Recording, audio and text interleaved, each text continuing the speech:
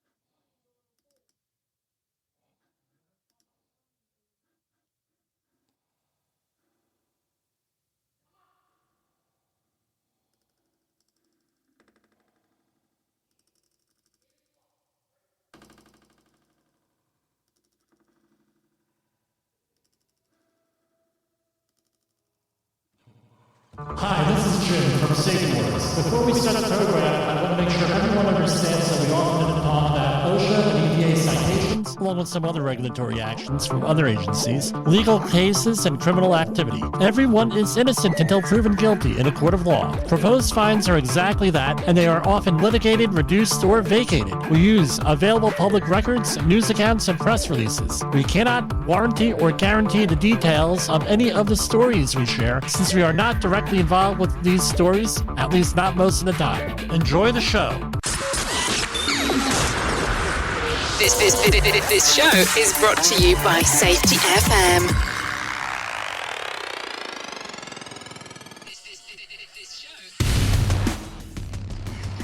And from the border of liberty and prosperity in the highway to the north, this is Safety Wars.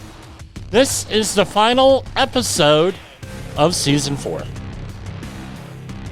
I was going to get you going there. Yes, we are starting Season 5 this weekend. Possibly, we'll see how it works out. We got a lot going on. Here, let me get the video up and running here.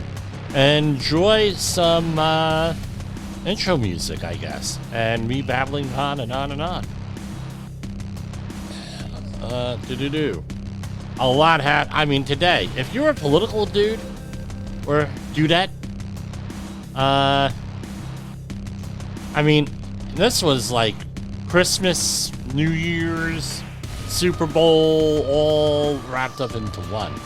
It's either you're very happy today or you're very angry today. There's no in between here.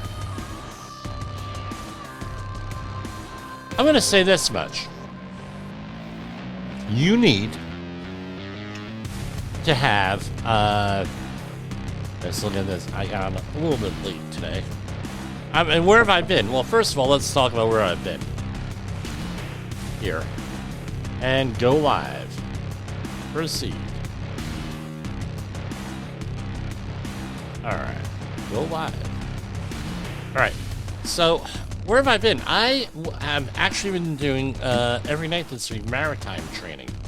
Specifically for marine terminals. Now, don't believe what the news tells you. There are still windmills going in offshore of New York, New Jersey, and Connecticut.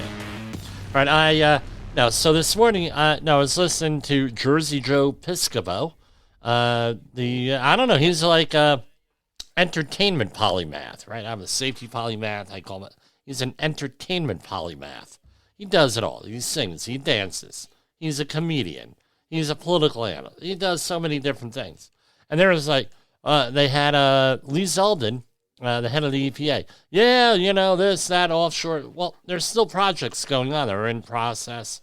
The one that I am working on, giving the safety training for, is as soon as I get the cards, like everyone will be certified. I have to send out cards this weekend and everything. But as soon as I get the cards, temporary cards and everything, they're starting to work. But if you need, again, OSHA outreach training, you need construction, you need general industry, you need maritime, well, that's either shipyards, marine terminals, or longshoring, or if you need a disaster response. I got a question today on from one of the people out there on cyberspace on disaster response. Yeah, we do all of it. We do all of the outreach training. I don't know how else. I'm getting recertified in the next couple of weeks here. Sorry, I didn't say that. Reauthorized. OSHA doesn't certify anybody. And no, it's like this. I'm authorized. I work with Rutgers. I work with Texas A&M. I work with University of California, San Diego. Every outreach training center has a little bit of a different take on what they're doing. No one's doing anything wrong or illegal or immoral or anything like that. Just a little bit of a different take. And up until 2 years ago, I was doing everything out of Rutgers. And then once I moved over here, I said, man, they have a different way of doing things a little bit. No, they meet the requirements, but the training classes are totally different. The reauthorization classes. So if you ever have the opportunity, those are 3 great institutions. I don't know where there are other. I think there's like 12 or 13 different ones. Those are pretty top-notch things. You're going to get a lot of information. You're going to have a lot of interaction. But so, for example, when you go to University of California, San Diego, I found out that there were a whole bunch of different government websites out there dedicated to maritime safety, offshore safety, and everything else from agencies I've never heard of, quite frankly. You think OSHA is like the only safety organization out there, or MSHA, or something like that. Guys, there are obscure ones out there that you can go on, and whenever there's a disaster, they end up getting publicized and everything else. Really, really good things. And you're like, oh, shit. I had everything all organized. Now I have to incorporate all this new information. And, it's a good thing. So, I've been giving the classes. If you're interested in having a class at your facility, let us know. Because now, according to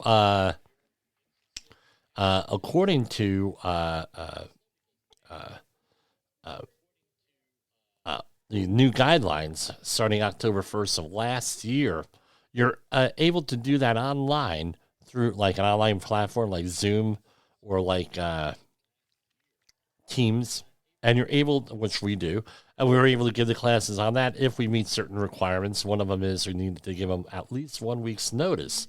So, again, give us, plan things out. We're doing that. Now,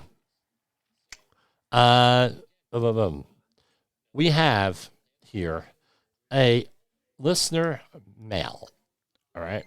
And the mail that we have tonight is from Susan from my hometown of Woodbridge, New Jersey.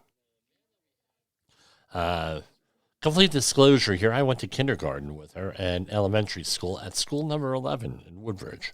So any of the other people from Woodbridge, you know the Susan I'm talking about, but she is a regular listener to the program, and she, whenever there's a safety question she's one of those listeners that always contacts me with safety questions, which I love. And if I can help you out, I'm going to do it, So her question here has to do with backup alarms. You're going to say backup alarms. Really? Backup alarms? Yes, backup alarms. And what the OSHA requirements are for backup alarms. And you're going to say, well, that's crazy. So hold on. I had this up and running. OSHA policy on backup alarms. In construction. So one of the things that we have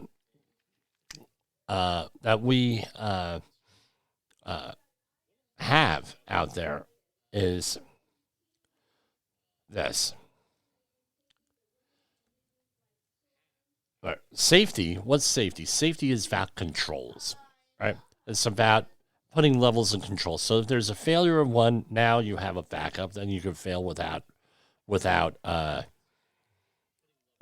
problem or a minor problem, if anything at all. But hopefully no problem. So you have multiple layers, right? Multiple layers of safety, right? Multiple layers of controls, multiple layers of safeguards. And it's also about your ability to adapt, right? Because we all know the workers adapt to things, right?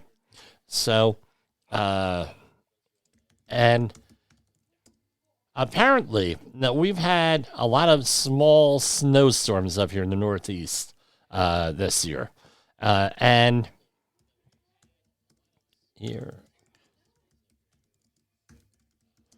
And, yeah, well, now I'm all set up. All right. So we've had a lot of stuff going on here. So what happens is you have snowplows and salters and everything else going in there. And usually, I mean, I remember way back in the day, we used to shovel snow.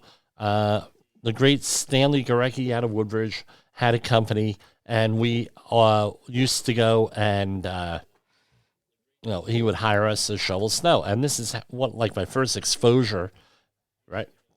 Pun not intended, into the chemical and oil industry. So I was 16, right, just old enough to start working, and he took us to the old Exxon chemical plant in Linden, New Jersey, which I don't believe is there anymore. And we used to have to clear all of the snow around the entire plant. And it was a good gig. I got paid pretty well for a 16-year-old in 1987. I believe it was like $10 an hour for shoveling snow. And it was like you'd work. Okay, he wasn't exactly following the labor regulator. We'll leave it at that.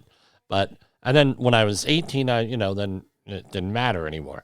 And it was in there. My brother John was one of the snowplow drivers. And my father got in on the action there, directing some of the work. And then my other brother Eric would get involved. And it was good. You go there, you pick up, you pick up $200-300 because you're shoveling snow for 3 days with some of those storms. And got to learn a little bit how to use the equipment. But the best thing of all at that plant, at that facility, I have to tell you, was the cafeteria. My father didn't need to shovel snow. My father had money, he didn't need it. But he used to like to go there because he had a free lunch. And the lunch was like 5-star lunch. Sort of like at the Bayway Refinery. If you've ever seen the show Diners, Drive-Ins, and Dives with Guy Fieri, the Bayway Diner used to be what was in the first episode, the Diners, Drive-Ins, and Dives right there. And then with the TWIC cards coming in, being mandatory, and some of the other things going on at the plant, nobody could go to the Bayway Diner anymore because they couldn't leave for lunch. So what they did was they threw out one of the nationally known cafeteria places, and they put him in there, with the Bayway Diner in there. So we got to eat all the stuff. That was really good, That's why I found my love for chorizo, because they had homemade chorizo, and it was delicious. But anyway, I digress. So, I know what it is to be in the context. You're shoveling snow. Most of these, or clearing snow, you're alone. You're tired. You have, a thermos of coffee, because you have to have a thermos of coffee because everything's closed over here. You can't get coffee. And, it ain't fun.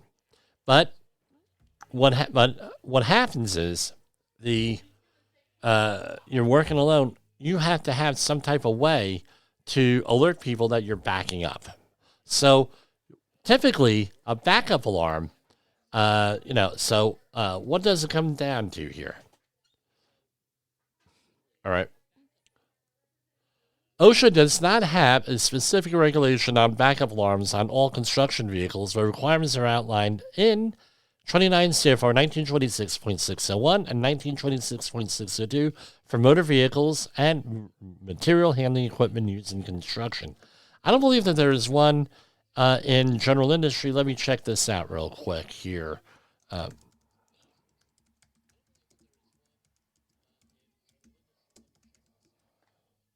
Right. In general industry, it is on powered industrial trucks, right? With that specifically, because, right, while OSHA does not mandate backup alarms, many workplaces require them as part of internal safety policies or risk assessments to reduce struck-by hazards. So let's remember, these regulations were written in 1973, right? Is what they reference here. And it's more or less a best practice. So not only are you supposed to have people spotting you, but you have a backup alarm. And if you're on snow removal, I mean, you're not going to have someone directing you back all the time. You're not going to have a rider with you in the truck. That normally doesn't happen. So you're alone. What do? You have backup cameras, but you also have backup alarms. It's sort of like when you're starting a manufacturing process. What do they have? They have the little amber lights, maybe. They have an alarm, right? And everything else that you're out there with. I like the sound effects there. I should have had a siren on here. So do we have a siren? Yeah. Hold on. Not like that, but you have something like that on there, so you back up, and it's got to be 90 decibels there. Now, what happens is some people are very savvy, and they're like, well, there's no requirement to have it, so don't have it. I'm going to tell you this. If you hit someone with a vehicle, I am almost sure that the first question is going to be, do you have a backup alarm? Right? I can almost guarantee it. And if the answer is no, or it's not working, then it's going to go downhill. And being that it's not every day, I mean, you have to be reasonable with the way things are, with safety, with things. Hey, it's only going to be temporary. It's only going to be there. It's only going to be at night. I understand it might keep the neighbors up, but it is what it is. I mean, if I would hate to have it, because this is me. I make a noise complaint over something like that, and then someone ends up getting killed or hurt. Just my own thing. Oh, I needed my beauty sleep, but so a guy died, but at least I got my beauty sleep. Really? With that. So the bottom line is that there are no requirements for backup alarms in OSHA. Is it recommended? Is it a best practice? The answer is yes. And I tell you what, if you don't have one, you're going to have a problem. Another thing is hearing protection. That was that was general site work that somebody asked me about hearing protection. So hearing protection and there's a big difference between the requirements for general industry, which is 29 CFR 1910.95, and the other one is 29 CFR 1926.52, and the other one was 1926.101.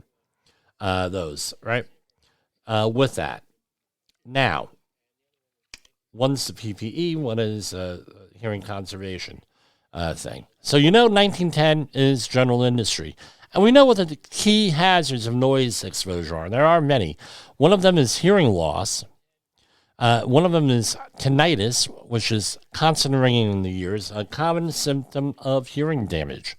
But basically, tinnitus is a neurological situation, as I understand it. By the way, I have tinnitus. Basically, if I'm on the air and I have headphones on and I have them turned all the way down, so sometimes I have them turned down so low that I don't realize I don't have my microphone on. And that's when you hear me, it's like a Japanese movie here, right? My lips are moving, there's no sound coming out, then I got to redo it.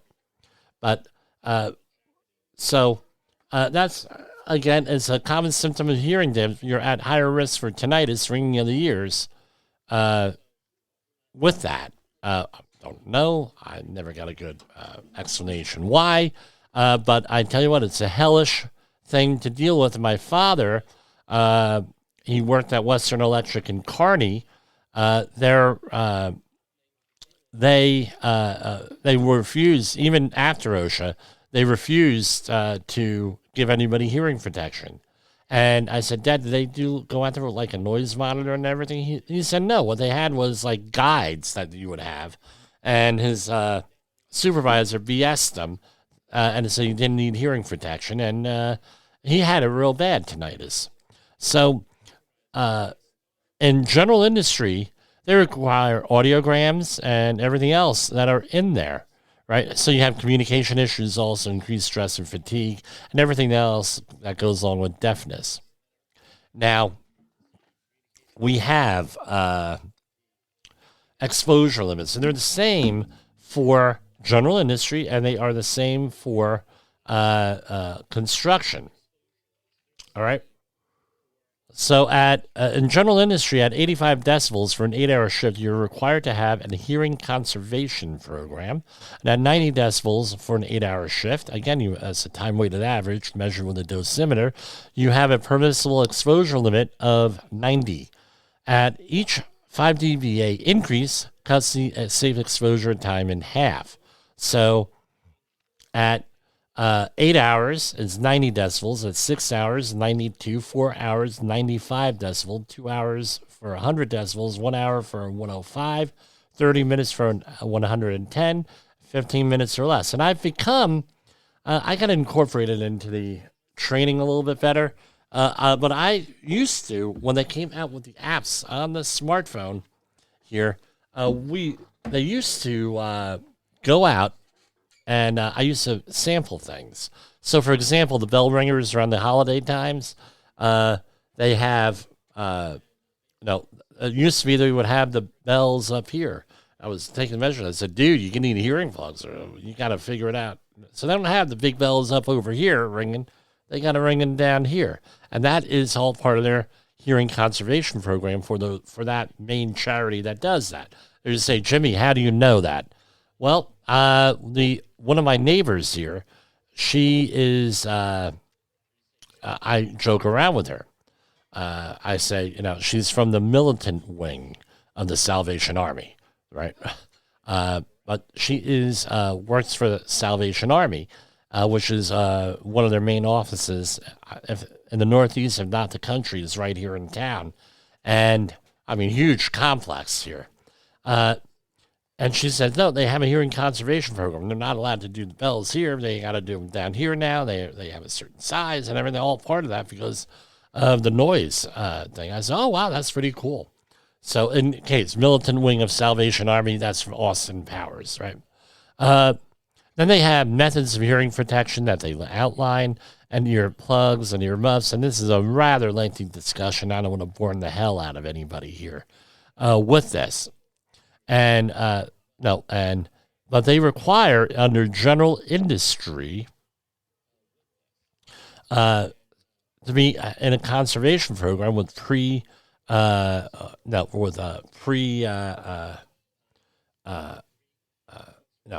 employment testing, audiometric testing, and everything else. Now in the construction industry, right, they have a different situation. So. There's it's recommended that you have a hearing conservation program. And I'm going to tell you, if you are in a third-party monitoring service, and there are 3 of them, I'm not going to mention them here, out there that evaluate where you have to sign up for it if you're working on a certain contract. And they tell you what you need in your safety plans and what safety training you need, number 1. And number 2 is that they track, like, OSHA recordables and things of that nature. It all goes into a database and you get a grade, and that you get compared with everybody else. If you're involved in that sort of program, normally they're going to require a hearing conservation program, even in construction with that.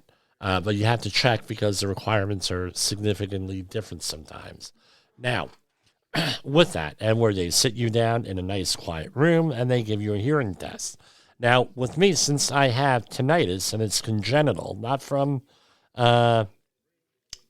anything, not from any, it's just the way my body is.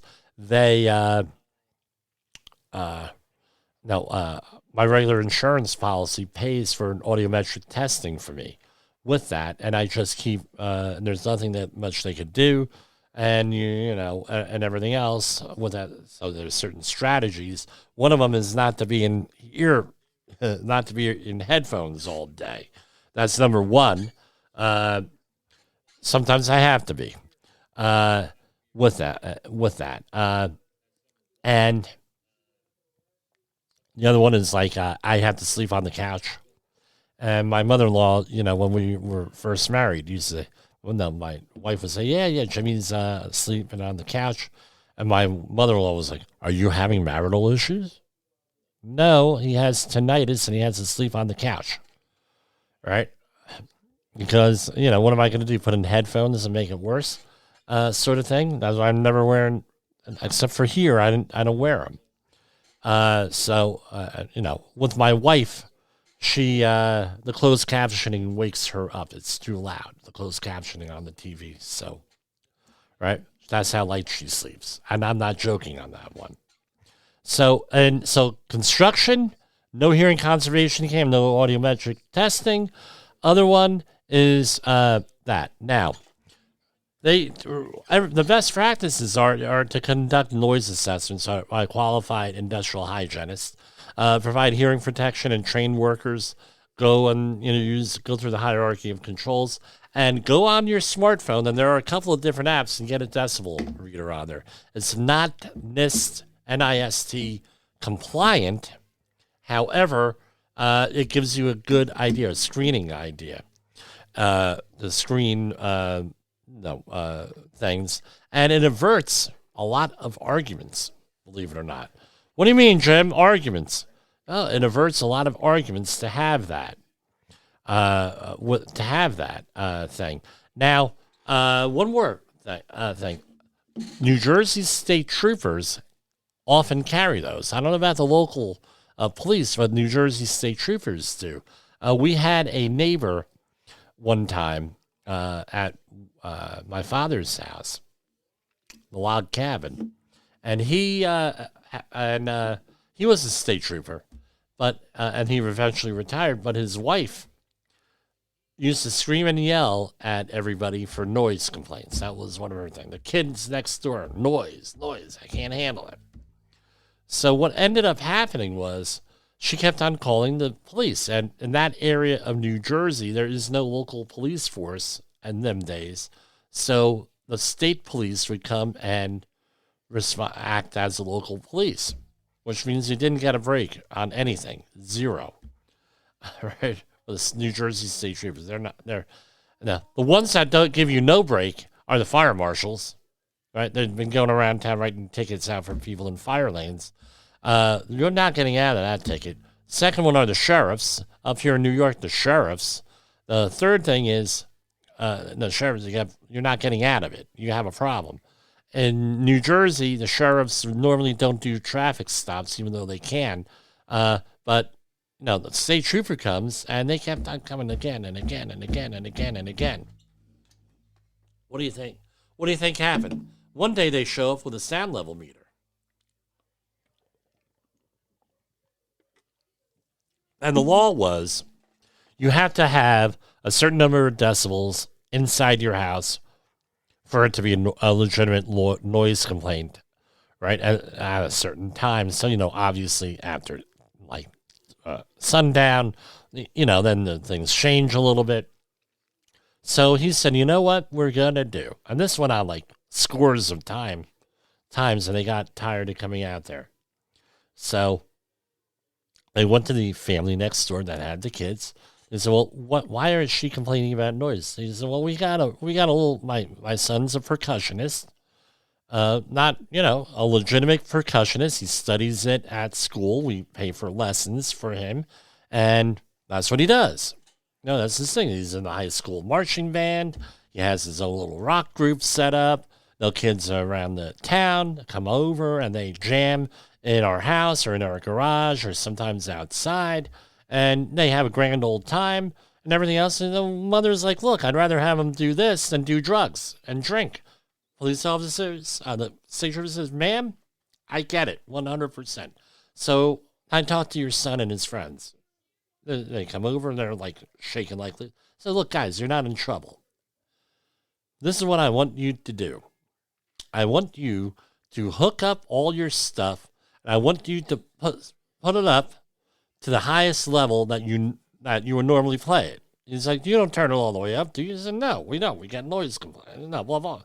We want to play the instruments. We don't want to, Says, okay, well, turn it up to like more than what you normally do, and I'm going to go next door with this sound level meter right here, and we're going to go and figure out what the levels are, and then we're going to come to like an agreement here. What I'm going to do, blah, blah, blah.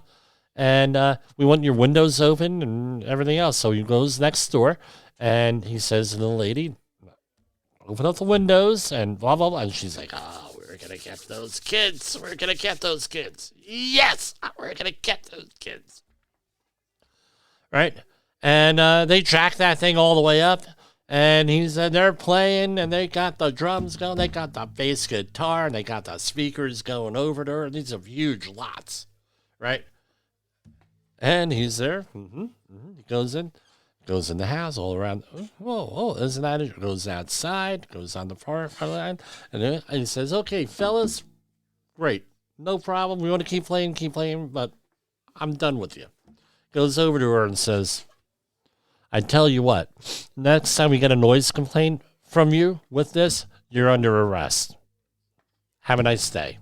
And he walked out, got in his car, drove away.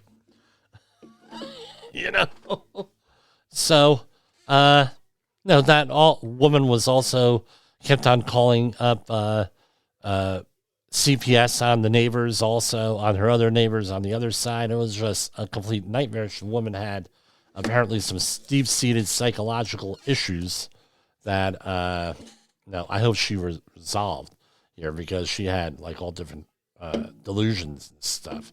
You don't know what people are struggling with, so I don't like to pick on them. But it's wrong to pick on them. But anyway, that was my story with that. Now, let's go to commercial break. Yes, thank you. And we'll pick it up in a minute here. All right? In an unpredictable world, one voice rises above the chaos. Meet Jim Polzo, a seasoned safety expert who's navigated through some of the most dangerous scenarios, from anthrax, explosive cleanups, disasters, and numerous environmental cleanups, and lived to tell the tale. Now he's bringing his wealth of knowledge, insights, and experiences to you through Safety Wars. From workplace hazards to the hidden dangers in your own home, Jim covers it all with his engaging storytelling. Safety Wars isn't just a podcast, it's your guide to a safer world. Join Jim Pozo and become part of the Safety Wars revolution. Available on Spotify, Apple Podcasts, YouTube, and wherever you get your podcasts and videos. Safety Wars. Your safety is our mission.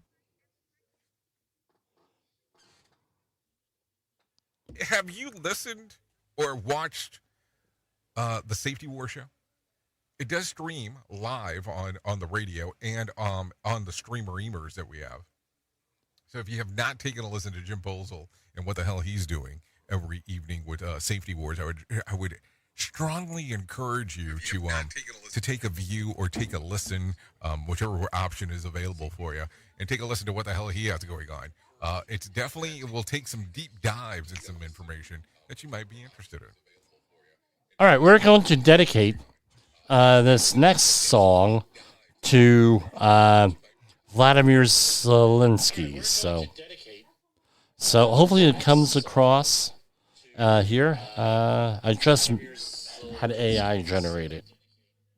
So hopefully it comes across. Hold on. When you ride the wild wind with... Oh. Darn it. Hold on. I hate it when it does stuff like this.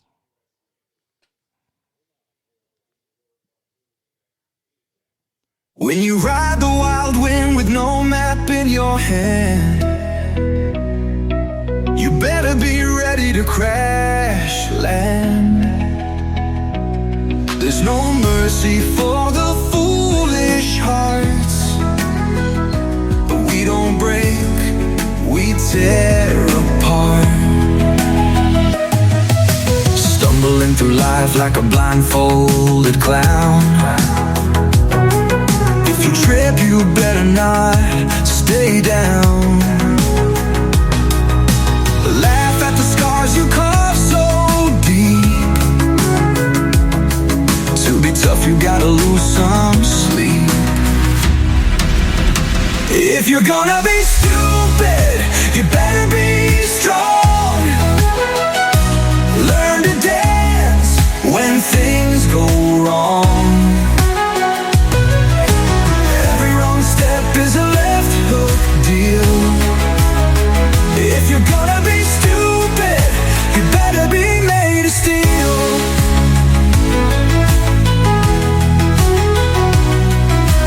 Bruises and bad calls make you wise. Struggle emboldens those heavy sighs. Jump off the cliffs, embrace the fall. Only the bold survive it all. Grin through the pain and wear it proud. Sing your regrets clear and loud. Mistakes teach more than safety nets. It's the heat that forges the best. If you're gonna be stupid, you better be strong. Learn to dance when things go wrong. Every wrong step is a left hook deal. If you're gonna be stupid, you better be made of steel. And that is Safety Warrior with If You're Gonna Be Stupid, You Better Be Made of Steel. Now, Jim, this is politics. Okay, so back in the day when this first started, the whole war, we had a warning that we used to put out. So let's see if I can fire it up here. Is it still here? Yes.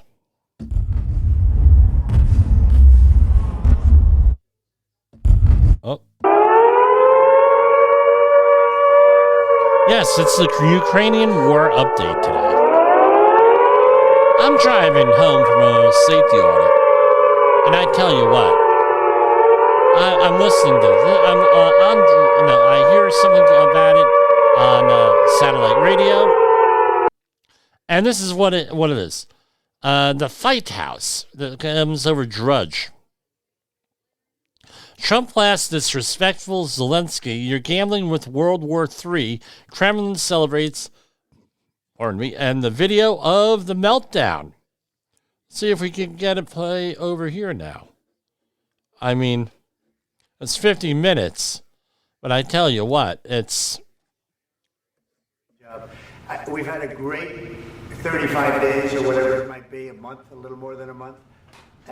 We've accomplished tremendous amounts. Not only this would be a very great achievement if we could get the war stopped. So, and I think you're going to have to make. That's all we can do to get it done. Getting it done. Let me get the right spot here. Answer on such question. I will answer on more serious question if I can. Yeah, so please, about 5 times. That's why we will never want to divide. Okay, let's get to the good part here. Hang on. Sorry, people. We have. Poland's in a tough neighborhood, you know. So I'm a business person. To tell you, and I think that everybody them because they've been. Hold on. I didn't have time to edit this. People for memes and thought crimes, and even I know that Secretary of Commerce Lutnick followed up in private meetings last night. This is J.D. Vance. Really important. We believe Americans have the right to speak their mind, even if we in this room disagree with them. They have the right to speak their mind in the public square, which is often online these days. And we're going to defend that right as it pertains to American companies and American citizens vigorously if we have to. I do think that under the President's leadership, we're going to find common ground with our friends in the UK on this question, but it remains to be seen. The principle that will guide us is we believe in free speech in this country and we'll fight for it for American citizens. Mr. President, on the deal, is there any other oil and gas component to the deal? I'll study that and I'll see. The country that has Me there. We tried the pathway of Joe Biden of thumping our chest and pretending This is that the J.D. President of the Vance. United States' words mattered more than the President of the United States' actions. What makes America a good country is America engaging in diplomacy. That's what President Trump is doing. Can I ask you? Sure. Yeah? Yeah. Okay. So he occupied our parts, big parts of Ukraine, part of East and Crimea. So he occupied it on 2014. So during a lot of years, so I'm not speaking about just Biden, but those time was Obama, then President Obama, then President Trump, then President Biden, now President Trump, and God bless, now President Trump will stop him. But during 2014, nobody stopped him. He just occupied and took. He killed people. You know what the contact 2015. 2014. So that was President Trump, So he killed Zelensky, and Yes, J.D. but Vance. during 2014. And I have 2022, commentary on this. Yeah, the situation the same. The people are been dying on the contact line. Nobody stopped him. You know that we had conversations with him, a lot of conversation, my bilateral conversation, and we signed with him, me, like a new president. In 2019, I signed with him the deal. I signed with him, Macron and Merkel, we signed ceasefire. Ceasefire. All of them told me that he will never go. We signed with him with gas contract. Gas contract. Yes, but after that, he broken this ceasefire. He killed our people and he didn't exchange prisoners. We signed the exchange of prisoners, but he didn't do it. What kind of diplomacy, JD, you are speaking about? What do you mean? I'm talking about the kind of diplomacy that's going to end the destruction of your country. Yes, but if you Mr. President, with respect, I think it's disrespectful for you to come into the Oval Office and try to litigate this in front of the American media. Right now, you guys are going around and forcing conflict. This is where it gets good. Because you have manpower problems. You should be thanking the president for trying to bring an end to this conflict. Have you ever been to Ukraine that you say what problems we have? I have been to. Come once. I've actually watched and seen the stories, and I know what happens is you bring them on a propaganda tour, Mr. President. Do you disagree that you've had problems bringing people into your military?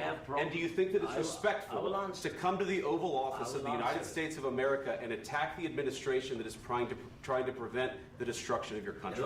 A lot of questions. Let's start from the beginning. Sure. First of all, during the war, everybody has problems. Even you, but you have nice ocean and don't feel now, but you will feel it in the future. God bless. You don't know that. God bless. God bless. You will not have a war. Don't tell us what we're going to feel. We're trying to solve a problem. Don't tell us what we're going to feel. I'm not telling you. Because you're in no position to dictate that. That's exactly what you're doing. You're in no position to dictate what we're going to feel. We're going to feel very good. You will feel influence. We're going to feel very good and very strong. You will feel influence. You're right now not in a very good position. You've allowed yourself to be in a very bad position, and he happens to be right about it. From the very beginning of the war. You're not in a good position. You don't have the cards right now. With us, you start having cards. Right now, you don't. You're playing cards. You're playing cards. You're gambling with the lives of millions of people. It gets better. World War III. You're gambling with World War III. And what you're doing is very disrespectful to the country, this country. That's back to you. Far more than a lot of people said they should have. Have you said thank you once? This entire meeting? No, in this entire meeting, have you said thank you? You went to Pennsylvania and campaigned for the opposition in October. Offer some words of appreciation for the United States of America and the president who's trying to save your country. please. You think that if you will speak very loudly about the war, you He's can... not speaking loudly. He's not speaking loudly. Your country is in big trouble. My children would disagree, but I agree with the president. Your country is in big trouble. I know. You're not winning. You're not winning this. You have a damn good chance of coming out okay because of us. Mr. President, we are staying in our country, staying strong from the very beginning of the war. We've been alone, and we are thankful. I said thanks You haven't in been this alone. cabinet, You and haven't not been only alone. in this cabinet. We gave you, through I this said stupid president, $350 billion. You voted we gave for you your military equipment, and you voted men for are your brave, but they had to use our military. What about West? If you didn't have You our invited military me. equipment, You invited if me. you didn't have our military equipment, this war would have been over in 2 weeks. In 3 days, I heard it from Putin. In 3 days, this is something. And he makes a gesture, hand, 3 days. I heard it already. Again, just say thank you. I said a lot of times to American people. Accept that there are disagreements, and let's go litigate those disagreements rather than trying to fight it out in the American media when you're wrong. We know that you're wrong. But you see, I think it's good for the American people to see what's going on. I understand, sir. I think it's very important. That's why I think that was the whole point of this. you have to be thankful. You don't have the cards. thankful. You're buried there. Your people are dying. tell you You're again, running I low know. on soldiers. Don't- Listen, don't, please, you're running Mr. low President. on soldiers. It would be a damn good thing. Mr. And President. then you tell us, I don't want a ceasefire. I don't want a ceasefire. I want to go and I want this. Look, if you could get a ceasefire right now, I tell you, take it so the bullets stop flying and your men stop getting killed. Of course, we want to stop the war, but I want a ceasefire. But I said to you, I want a ceasefire. with guarantees. Because you'll get a ceasefire faster than an agreement. Ask our people about ceasefire, what they think. That wasn't It doesn't with matter me. for you what That what wasn't this with me. means. It That was wasn't with you. a guy named Biden who was not a smart person. But this That is was your, with, this that is was with your Obama. president. It was your president. Excuse me. That was with Obama, who gave you sheets, and I gave you javelins. Yes. I gave you the javelins to take out all those tanks. Obama gave you sheets. In fact, the statement is Obama gave sheets and Trump gave javelins. You got to be more thankful, because let me tell you, you don't have the cards. With us, you have the cards, but without us, you don't have any cards. One more question to Mr. Vice President. I'm sorry. It's going to be a tough deal to make, because the attitudes have to change. What if Russia breaks ceasefire? What if Russia breaks peace talks? What do you do then? I understand that it's a heated conversation right now. What are you saying? She's asking, what if Russia breaks the ceasefire? What if anything? What if a bomb drops on your head right now? Okay? What if they broke it? I don't know. They broke it with Biden because Biden, they didn't respect him. They didn't respect Obama. They respect me. Let me tell you, Putin went through a hell of a lot with me. He went through a phony witch hunt where they used him and Russia. Russia. You hear of that deal? That was a phony Hunter Biden, Joe Biden scam. Hillary Clinton, Shifty Adam Schiff. It was a Democrat scam. And he had to go through that. And he did go through it. We didn't end up in a war. And he went through it. He was accused of all that stuff. He had nothing to do with it. It came out of Hunter Biden's bathroom. It came out of Hunter Biden's bedroom. It was disgusting. And then they said, oh, the laptop from hell was made by Russia. The 51 agents. The whole thing was a scam. And he had to put up with that. He was being accused of all that stuff. All I can say is this. He might have broken deals with Obama and Bush, and he might have broken them with Biden. He did, maybe. Maybe he didn't. I don't know what happened. But he didn't break them with me. He wants to make a deal. I don't know if you can make a deal. The problem is, I've empowered you to be a tough guy. And I don't think you'd be a tough guy without the United States. And your people are very brave. But you're either going to make a deal or we're out. And if we're out, you'll fight it out. I don't think it's going to be pretty, but you'll fight it out. But you don't have the cards. But once we sign that deal, you're in a much better position. But you're not acting at all thankful. And that's not a nice thing. I'll be honest, that's not a nice thing. All right, I think we've seen it enough. What do you think? Huh? This is going to be great television, I will say that. All right. We'll see what we can do about putting it together. Thanks, sir. So this afternoon, they, what's the word I'm looking for? They released this 11 minutes, right, of the press conference. And apparently the press conference goes on and on and on after this. And what they ended up doing was, here, I'm getting the stream straightened out. What they ended up doing was, they released that, and then they released the whole thing. Let me just give some sausage making information here, as I say, the back office. So when you're videotaping this stuff, or video recording it, you have to render the video a little bit, where you have to process it. You got to do editing. You got to do this and that. Even to do a little edit like this, approximately 11, 13 minutes, somewhere in that range, that takes time. You got to download it to your device, right? And those kinds of cameras, they usually have an SD card with that goes into the computer, right, where it's connected to something. And then you have to go there. You have to download it into whatever program you have, and then you got to take that out at 11 minutes, 13 minutes. Then you have to render it. 11-minute high-quality video, you're looking at somewhere around 600 megabytes. Then you got to post it and do everything else. This takes time. That's why they did the first 11 minutes, I suspect. So, people say, well, no, this was edited. That's what I heard. This was edited. This is blah. Well, guess what? This is what goes into it. And then later on, about 45 minutes later, they released the whole video, which was, time-wise is pretty good. Now, this is what's going on. Regardless of what your opinion is, the President Trump or Biden or Obama they mentioned, and everything else, a lot of the stuff, right, we were giving aid to the Ukrainians for a long time.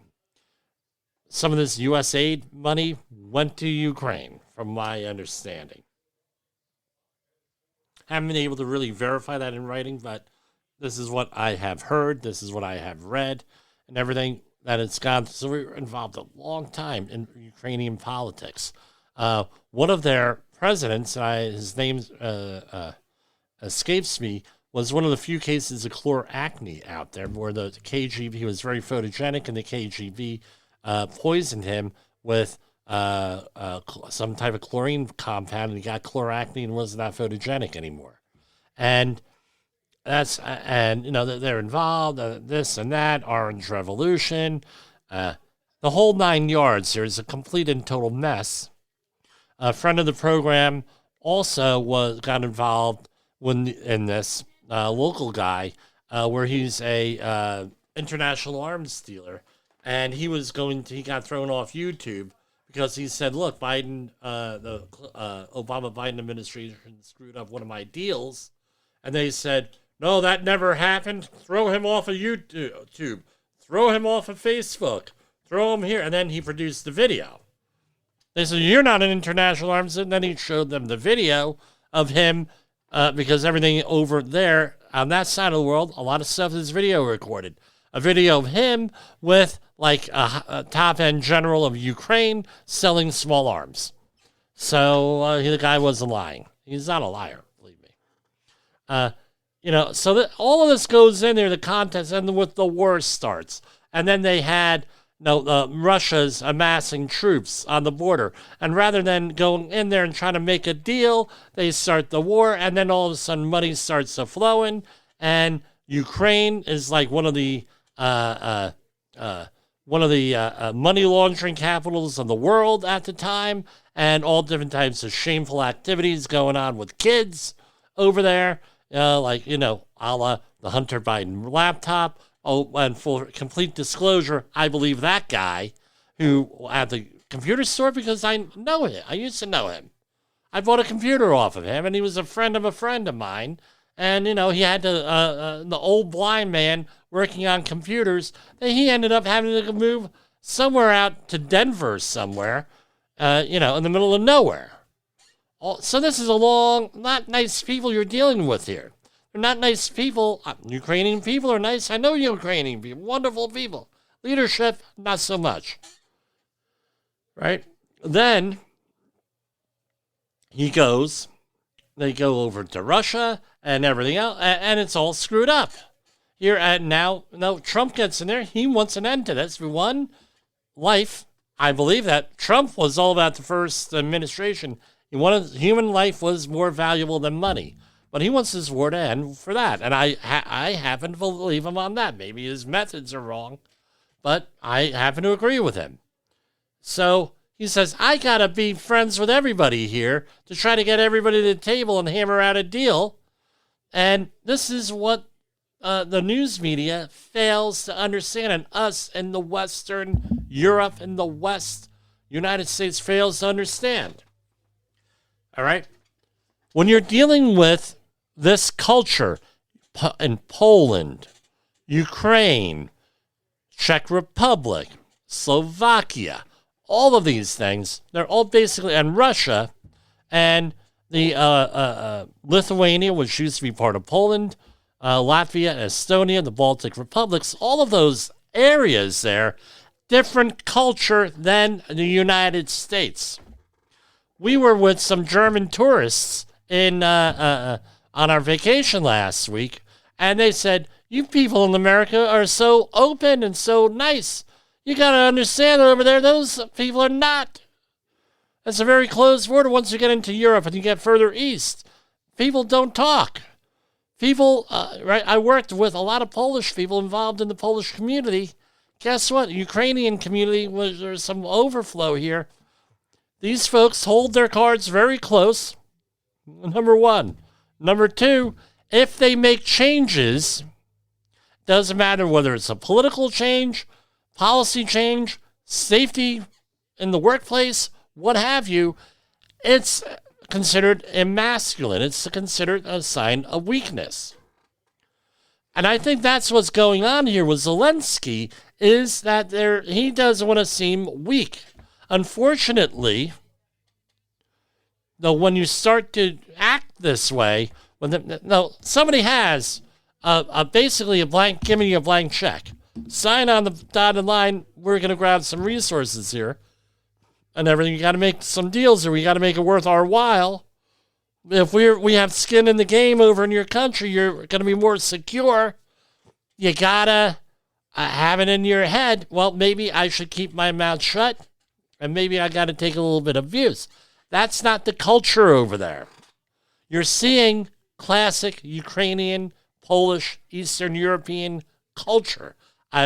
Believe me, whether you're dealing with the person on the street, or now we have a demonstration, leader of a country, it's the same thing. Now, let's put this into a little bit more context. You think he's been terrorized? You think people you love died?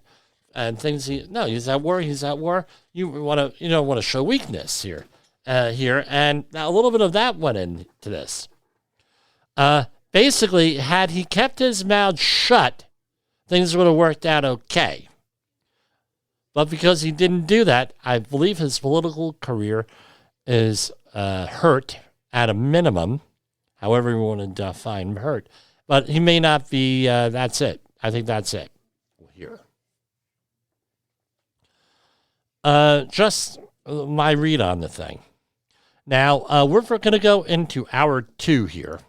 We got 1 minute 48, and we're going to put in our outro. We're going to go into hour 2 for this program. And you Safety FM people, hour 2, we're going to talk a little bit about safety, because something incredible happened now while I was on vacation, and I did not realize it till today. And this was gives you great encouragement for season 5 of Safety Wars. The views and opinions expressed on this podcast are those of the host and its guest, and do not necessarily reflect the official policy or position of the company. Examples of analysis discussed within this podcast are only examples. They should not be utilized in the real world as the only solution available, as they are based only on very limited and dated open source information. Assumptions made within this analysis are not reflective of the position of the company. No part of this podcast may be reproduced, stored in a retrieval system, or transmitted in any form or by any means, mechanical, electronic, recording, or otherwise, without prior written permission of the creator of the podcast, Jay Allen. Hour 2 coming up. Hopefully the Star Spangled Banner will be allowed by the streaming services.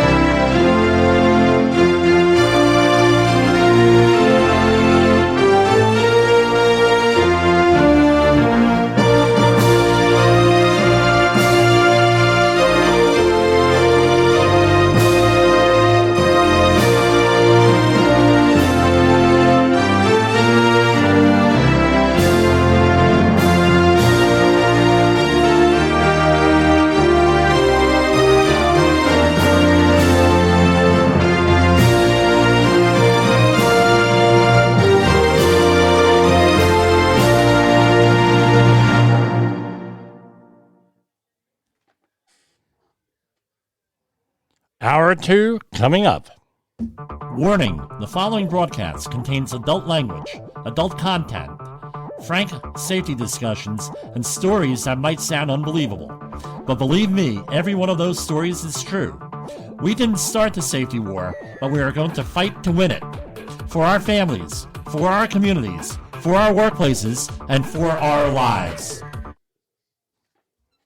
Is your safety training old, stale, and hackneyed? Is your safety trainer still preaching a warped version of behavior-based safety? How about safety training that actually addresses your hazards in your workplaces and is not standardized baloney from 25 years ago? Contact the Safety Wars team at safetywars.com or call Jim Posel at 845-269-5772. Remember, if you're receiving this message, you are the solution to unsafe workplaces. Oh yeah, Safety Wars, Hour 2.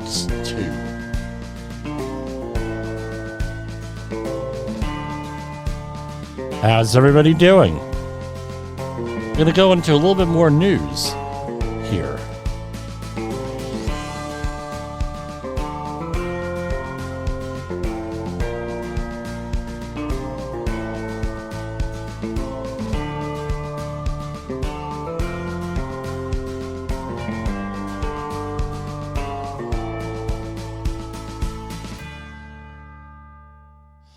And here we are. Now, the disclaimer on the first hour is always that we are not usually part of the story. But this time, we might be part of the story here. So, anyone who knows me privately knows that I am, one of the big things is abuse of children is a real big deal for me. Huge. Right? And in our country, always this has been the problem. There are communities of people who abuse children, pedophiles, FOphiles, which is people who children have reached puberty, or now it's an FOphile, what they do, and then pedophile is usually before puberty, where you have abusive and the normalization of this behavior. Back in the day, even 100 years ago, and you look at some of the stuff where women were getting married, or in some cases, boys were getting married. They were 9-year-old girls, 10-year-old girls. You see this because back then it was acceptable. You had high infant mortality, you had rampant poverty, and families were used to do this sort of thing. I'm not making a judgment. It is what it was.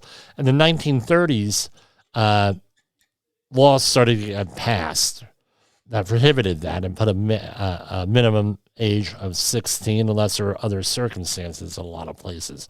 But every state was different where they did this. And then it was interracial marriage, and then same-sex marriage in the culture wars in the 1990s and 2010s. All of that went on. And again, minor. Now we get into this whole thing. Minor attracted, minor. What is it? Minor attracted men, or minor attracted women. Right, where they have, and there's all different types, and a lot of the people are trying to normalize this. Can't tell me anything else. So you had another organization, I'm not going to mention it on the air, that was a big promoter of this. I remember growing up.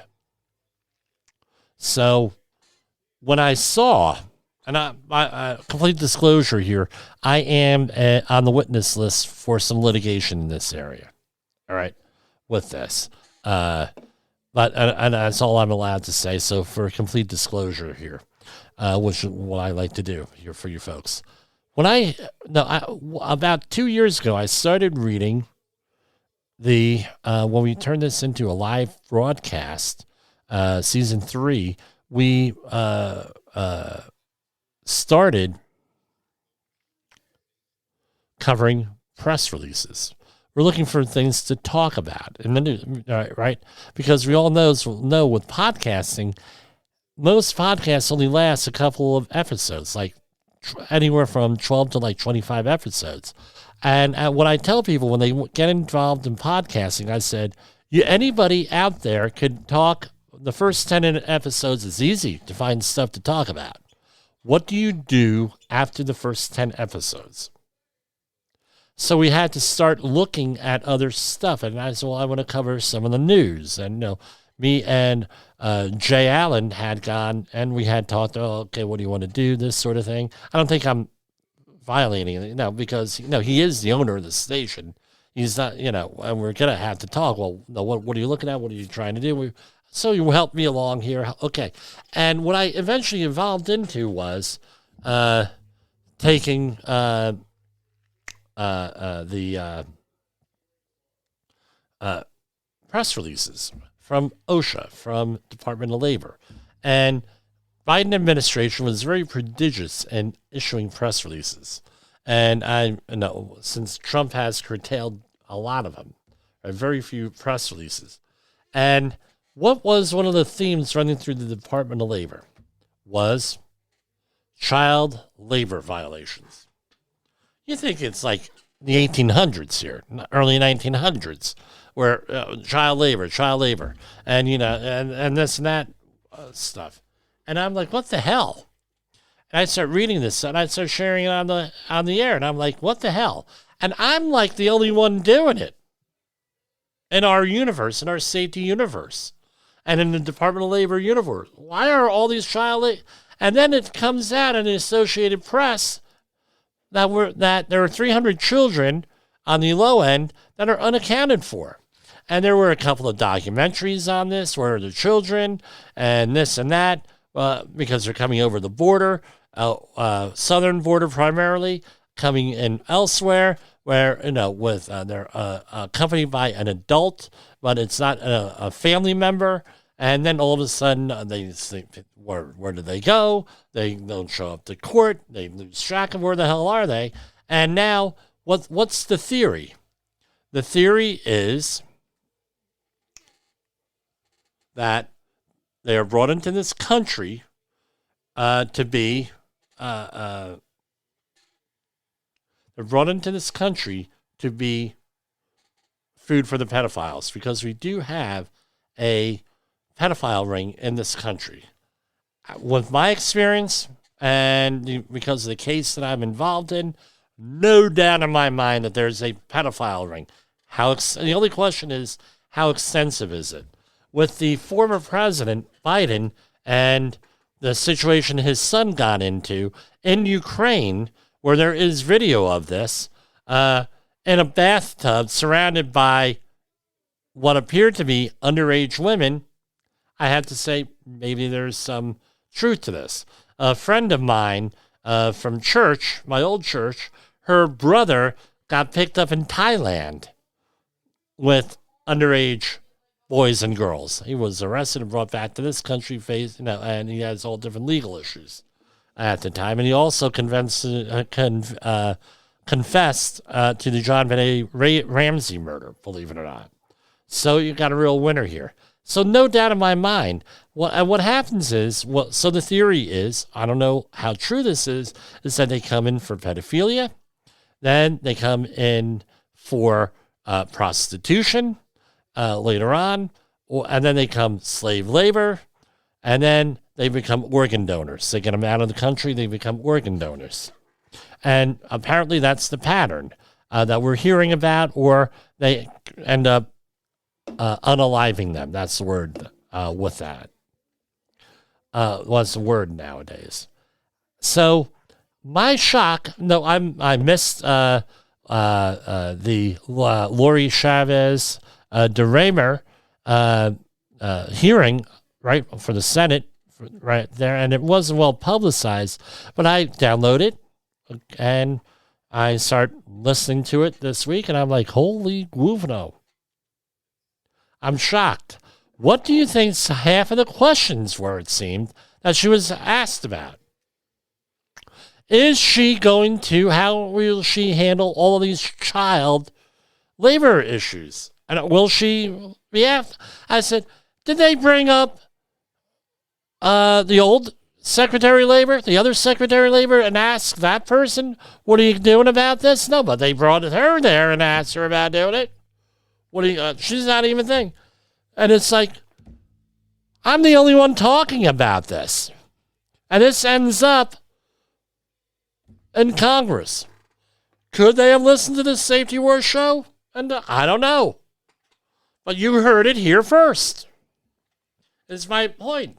If you've been following along for 2 years. So this became part of the congressional record. You could go and check it out. We're going to be releasing some videos on this and highlights that I was working on today to get that done. I mean, this is scary stuff here. And as it was in the movie Moneyball, at the end, you hit a home run and you didn't even know it. Right? With the Kevin Costner character for the Oakland A's. You might have hit a home run here. Not Kevin Costner. Brad Pitt was in that. Kevin Costner was somewhere, but Brad Pitt, you hit a home run and you didn't know it.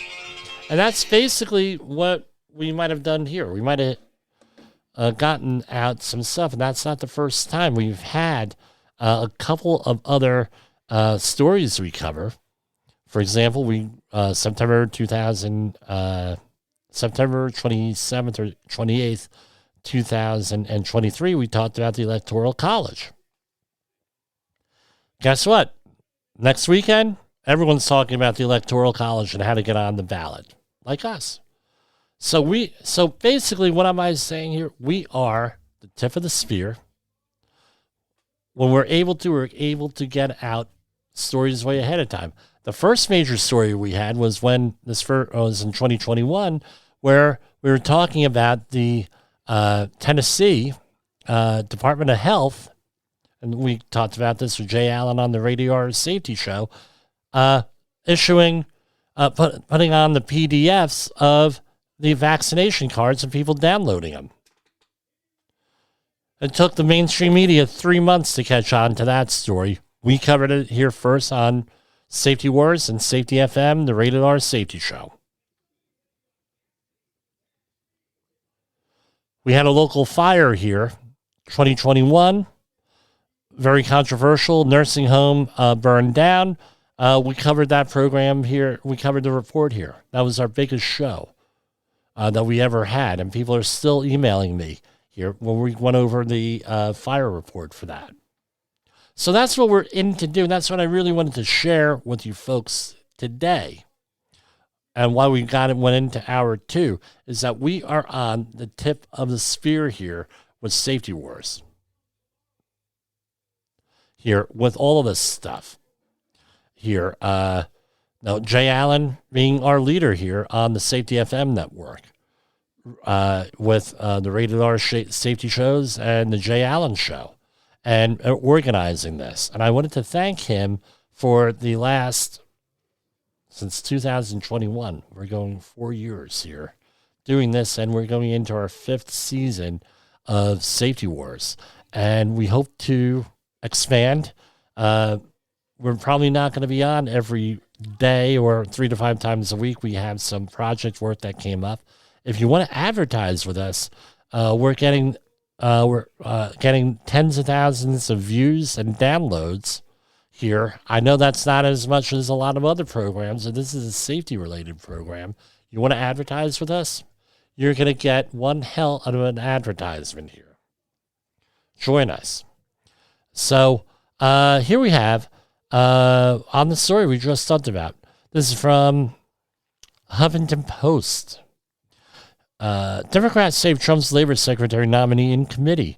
President Donald Trump's nominee to lead the Labor Department, Lori Chavez DeRemer, advanced out of a Senate committee on Thursday, thanks to Democrats lending their voices. By a vote of 14-9, Chavez DeRemer cleared the House, the Senate Health, Education, Labor, and Pensions panel. The committee has 12 Republicans and 11 Democrats, meaning if any Republican votes yes, every Democrat votes no, a nominee will advance. Typically, senators in the party of the president vote to advance. But in Chavez DeRemer's case, Senator Rand Paul, complete disclosure, I worked with his father, bucked Trump and voted no. Senator Lisa Murkowski of Alaska missed the vote, but later requested that she be recorded as a yes. If every Democrat had voted no, Chavez DeRemer's nomination would have ended in committee by a vote of 11-12. But 3 Democrats voted to advance her nomination. There were Senators Maggie Hassan from New Hampshire, John Hickenlooper of Colorado, and Tim Kaine of Virginia. Their support for Chavez DeRemer and the fact that they just saved her nomination flies in the face of progressive groups that have been urging Democrats to oppose all of Trump's nominees and use every procedural tool to stop the president's reckless dismantling of federal government. That's according to them. All right. With that, going on. Again, constituents, labor unions supported her in her state. And let's see how the vote. Do they have a vote scheduled here?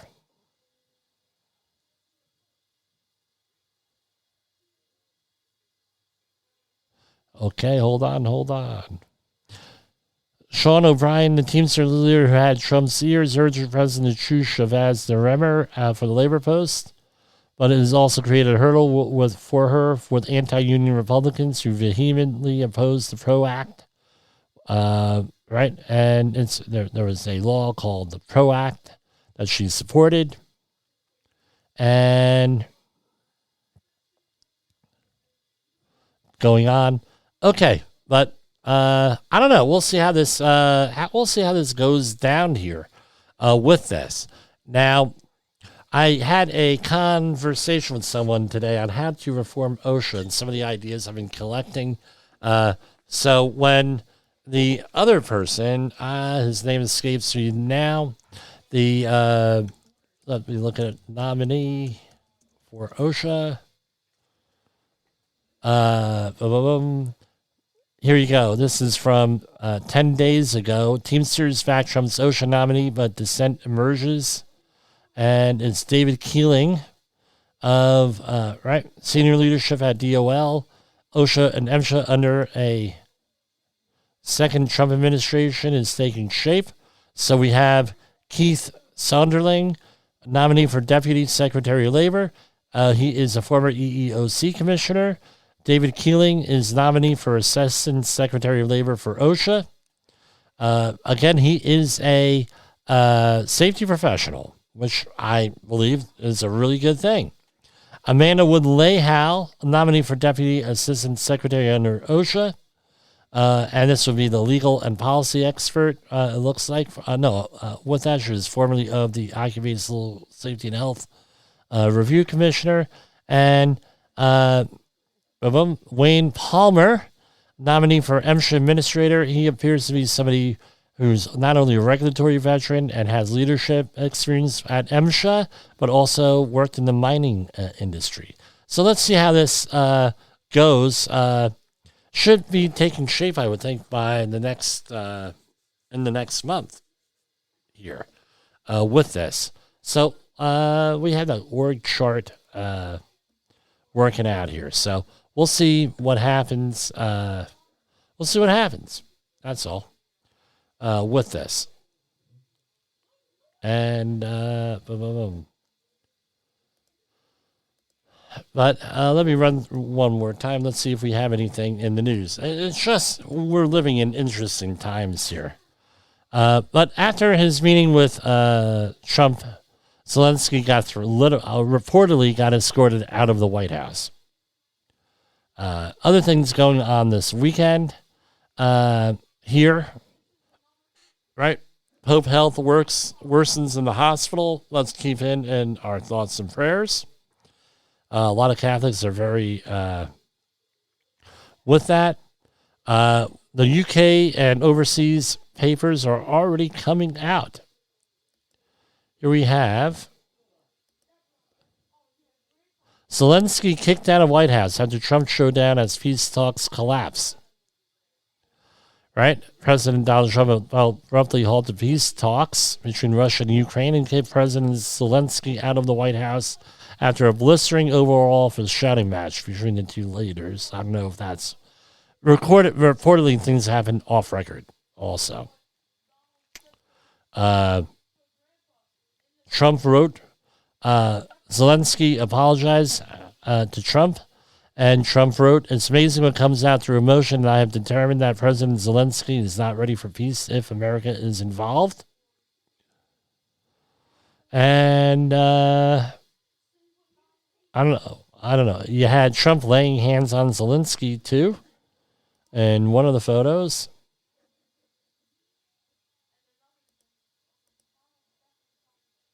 And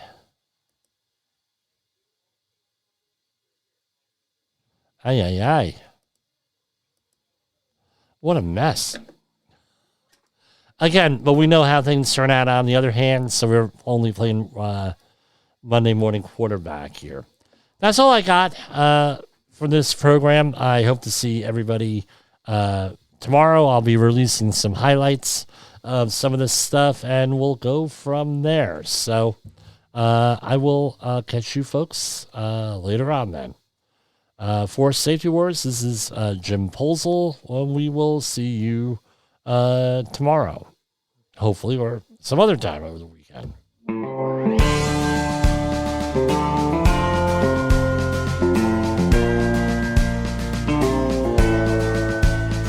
We'll put on some music after this.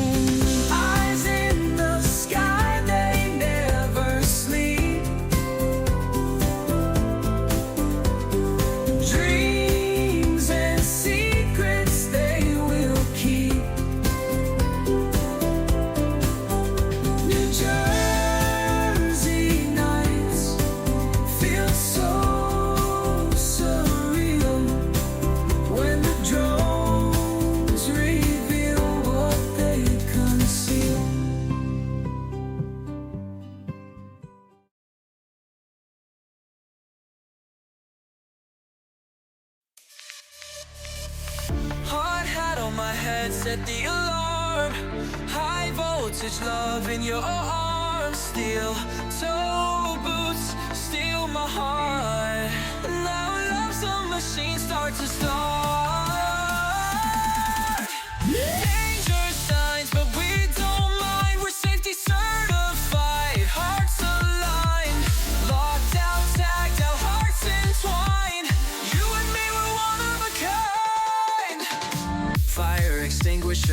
spark of desire. Emergency exits, this love's on fire. Hard hat area, yeah, we comply. Our love's as strong as reinforced supply. Our love's like gears, it turns so true. Turbines of passion spinning with you. Mechanical love, it's built to last. Safety first, romance moving fast. Danger signs, but we don't mind. We're safety certified, hearts aligned. Locked out, tagged out, hearts entwined. You and me, we're one of a kind. Worksite romance, it's OSHA approved. Love that's steady, never misused. Red tape barriers can't keep us apart. Love evolves, safety from the start. Danger signs, but we don't mind. We're safety certified, hearts aligned. Locked out, tagged out, hearts entwined. You and me, we're one of a kind.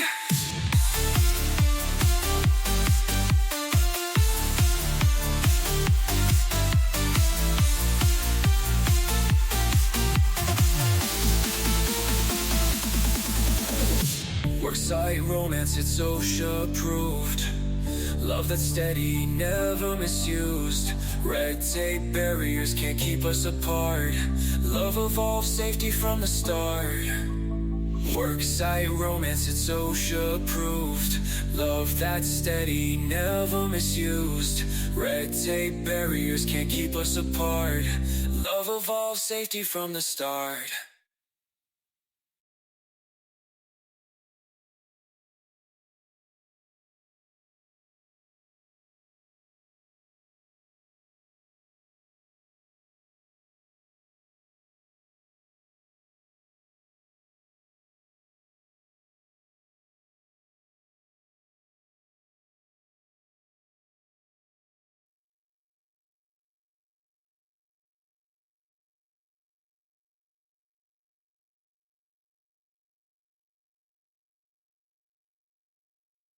You better not stay down. Laugh at the scars you carved so deep. To be tough, you gotta lose some sleep.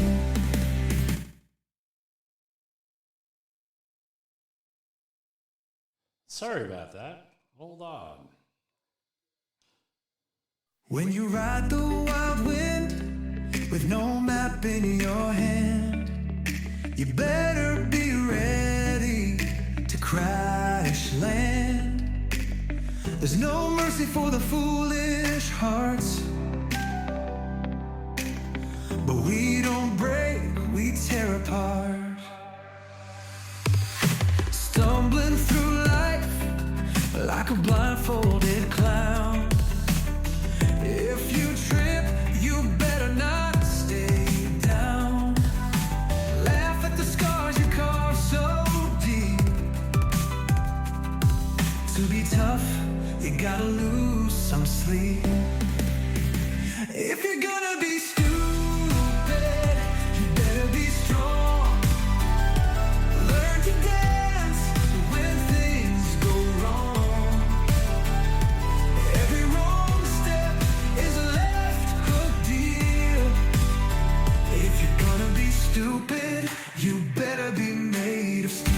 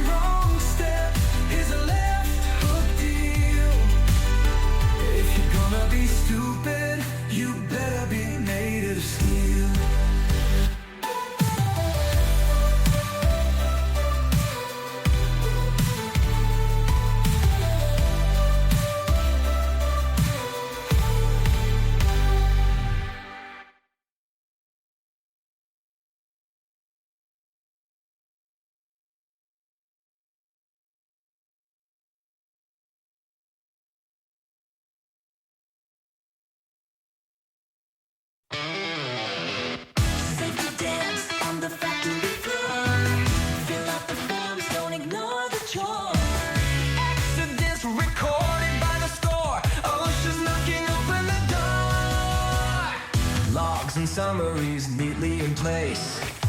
In the end, it will save you face.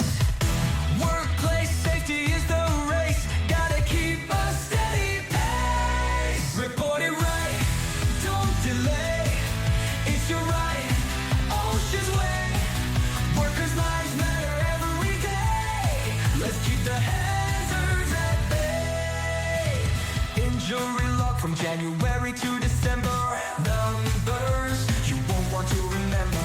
File it all, handle with care. Do it right, be aware. Keeping track makes us strong, prevents what could go wrong. OSHA speaks, we sing along. Join the safety song. Postal logs from February to May every year. Safety first, keep it clear. Workers' rights loud and clear. Sound the alarm, spread the cheer.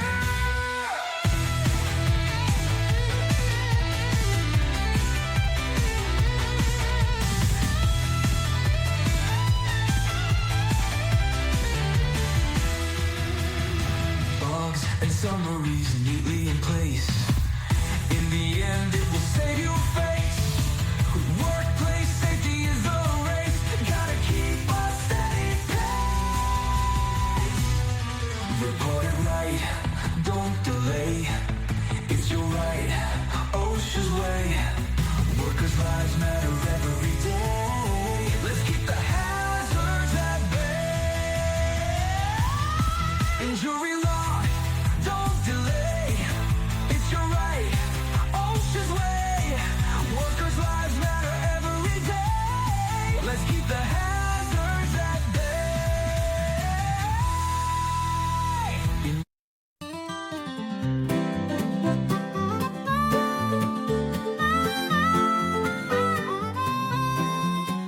Come and listen to a story about a man named Jim.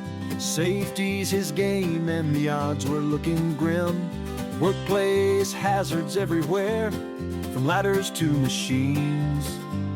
He took on the mission to make those places clean. Safety, that is.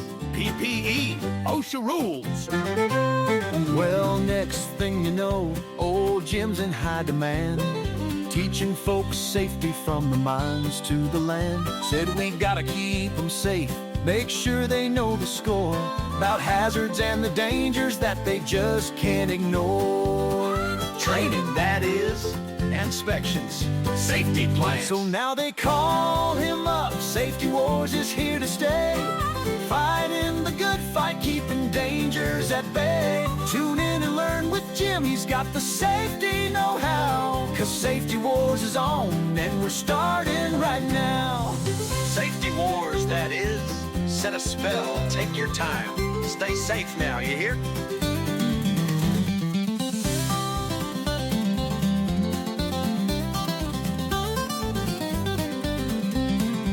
So now they call him up, Safety Wars is here to stay. Fighting the good fight, keeping dangers at bay. Tune in and learn with Jim, he's got the safety know-how. Cause Safety Wars is on, and we're starting right now. Safety Wars, that is. Set a spell, take your time. Stay safe now, you're here.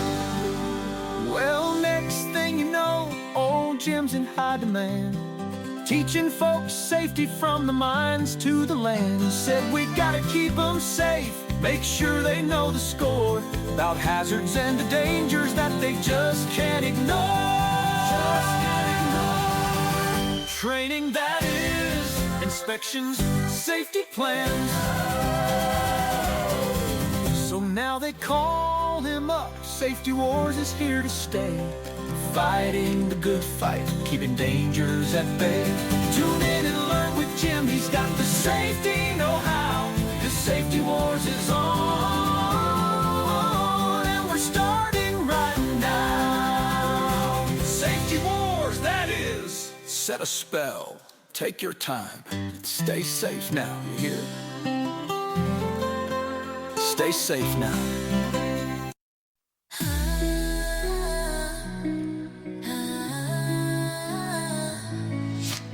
Checking your pulse every morning light.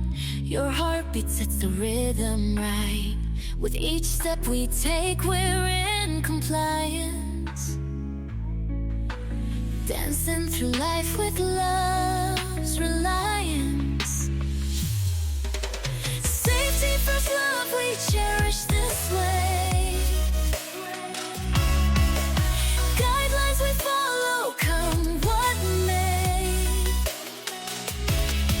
With you by my side, I feel secure. In this love, our hearts find the cure.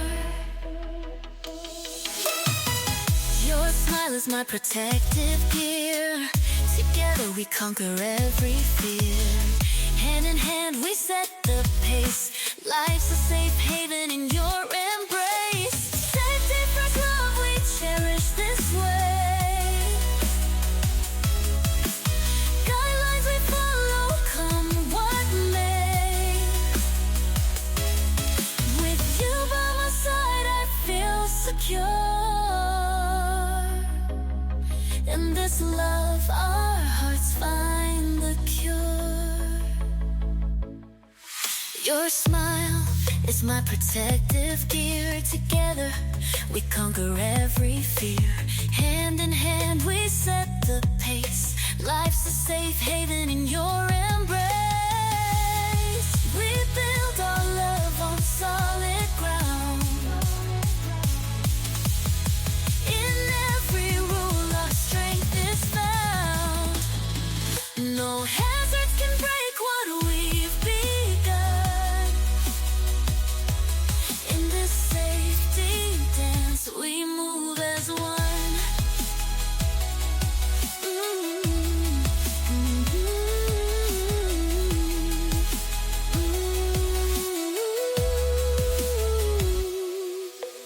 Trust and care in every glance. Love's a full-time safety dance. With every measure our love grows strong. In this life you and I belong.